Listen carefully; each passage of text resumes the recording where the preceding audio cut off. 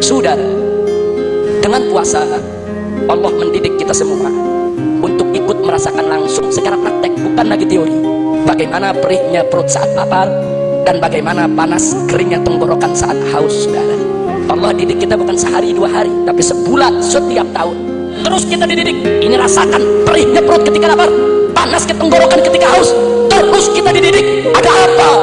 Saudara, tidak lain dan tidak bukan adalah untuk kita menginsafi dan menyadari betapa perihnya perut saudara-saudara kita yang kelaparan, betapa panas dan keringnya tenggorokan saudara-saudara kita yang kehausan. Saudara, kalau kita puasa enak, diawali dengan sahur, begitu berbuka dinantikan dengan apa? Aneka kenikmatan makanan. Saudara, nggak seberapa perihnya perut kita, nggak seberapa keringnya tenggorokan kita. Kenapa? Diawali dengan sahur, diakhiri dengan iftar. Saudara, udah gitu saat diakhiri dengan iftar, aneka ragam kenikmatan makanan yang nggak ada di bulan Ramadan, ada di bulan Ramadan. Saudara, tapi bayangkan saudara, saudara-saudara kita yang kelaparan, saudara-saudara kita yang melarat, saudara-saudara kita yang kehausan. Saudara, mereka berpuasa bukan hanya di bulan Ramadan, tapi sepanjang tahun mereka berpuasa, dan mereka berpuasa tanpa sahur, mereka berpuasa tanpa berbuka. Bagaimana nasib mereka kalau umat Islam tidak peduli? Subhanallah walhamdulillah wa la ilaha illallah. Yang terakhir, yang keberapa? Kelima. Saudara, dengan puasa Allah mendidik kita semua untuk ikut merasakan langsung secara praktek, bukan lagi teori, bagaimana perihnya perut saat lapar dan bagaimana panas keringnya tenggorokan saat haus. Saudara, Allah didik kita bukan sehari dua hari, tapi sebulan, setiap tahun. Bukan hanya setahun kemudian tahun depan, tidak, setiap tahun selama 1 bulan. Terus kita dididik, ini rasakan laparnya perut ketika, yaitu perihnya perut ketika lapar, panas ke tenggorokan ketika haus. Terus kita dididik, ada apa? Saudara, tidak lain dan tidak bukan adalah untuk kita menginsafi dan menyadari betapa perihnya perut saudara-saudara kita yang kelaparan, betapa panas dan keringnya tenggorokan saudara-saudara kita yang kehausan. Saudara, kalau kita puasa enak, diawali dengan sahur, begitu berbuka kita yang dinantikan dengan apa? Aneka kenikmatan makanan. Saudara, nggak seberapa perihnya perut kita, nggak seberapa keringnya tenggorokan kita. Kenapa? Diawali dengan sahur, diakhiri dengan iftar. Saudara, udah gitu saat diakhiri dengan iftar, aneka ragam kenikmatan makanan yang nggak ada di bulan Ramadan, ada di bulan Ramadan. Saudara, tapi bayangkan saudara-saudara kita yang kelaparan, saudara-saudara kita yang melarat, saudara-saudara kita yang kehausan. Saudara, mereka berpuasa bukan hanya di bulan Ramadan, tapi sepanjang tahun mereka berpuasa, dan mereka berpuasa tanpa sahur, mereka berpuasa tanpa berbuka. Bagaimana nasib mereka kalau umat Islam tidak peduli?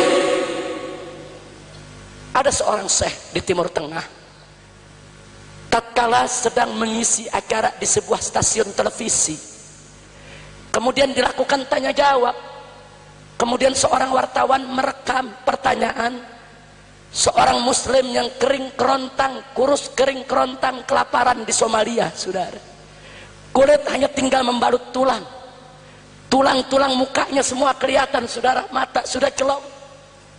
Kemudian lewat rekaman itu dia bertanya, ini orang yang kering kerontang, kepada syekh yang ada di televisi. Saudara, apa pertanyaannya? Syekh, bagaimana puasa saya? Diterima tidak oleh Allah? Karena puasa saya tanpa sahur dan tanpa buka. Itu syekh yang mendengar nangis. Saudara, terseduh-seduh di layar TV. Saudara, ini terjadi di aneka negeri. Saudara-saudara kita di Myanmar, saudara-saudara kita muslim Rohingya, saudara, yang terapung-apung di laut berbulan-bulan, masuk ke negeri sini diusir, masuk ke negeri sana diusir, masuk ke negeri mana-mana ditolak.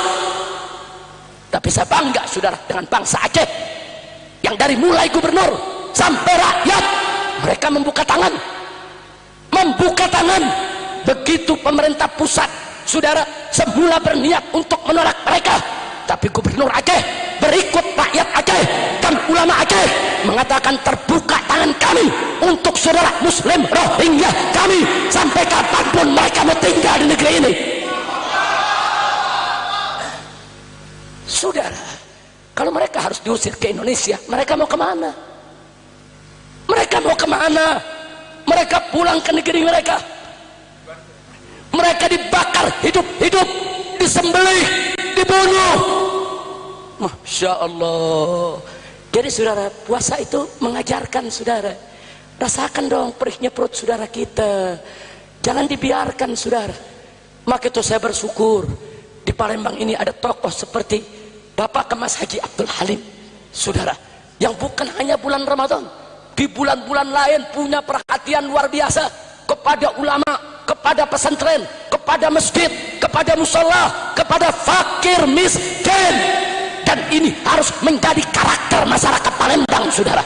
Bukan hanya Kemas Haji Abdul Halim, tapi seluruh muslim Palembang harus ikut peduli kepada fakir miskin. Takbir, siap peduli, siap bantu saudara kita. Itu makna puasa, saudara. Saya ingin mengingatkan, yang pertama, bahwa yang hak dan yang batil akan selalu berhadap-hadapan sampai hari kiamat. Bahwa antara yang hak dan yang batil tidak akan pernah ada perdamaian sampai hari kiamat, saudara. Antara yang hak dengan yang batil akan selalu saling mencari cara untuk saling menjatuhkan, untuk saling mengalahkan, untuk saling menguasai. Mimpi di siang bolong kalau kita ingin membuat hak dan batil hidup berdamping-dampingan, saudara. Jadi kalau yang hak tidak pernah disuarakan, yang hak tidak pernah ditegakkan, yang hak tidak pernah diperjuangkan, yang hak tidak pernah dilaksanakan, mimpi di siang bolong kalau yang batil akan sirna dari depan kita, saudara. Takbir.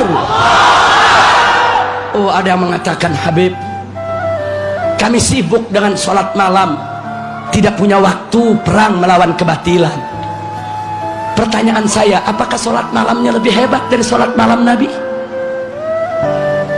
Habib, kami sibuk dengan puasa setiap hari, sehingga kami tidak punya waktu untuk turun ke jalan perang melawan kebatilan.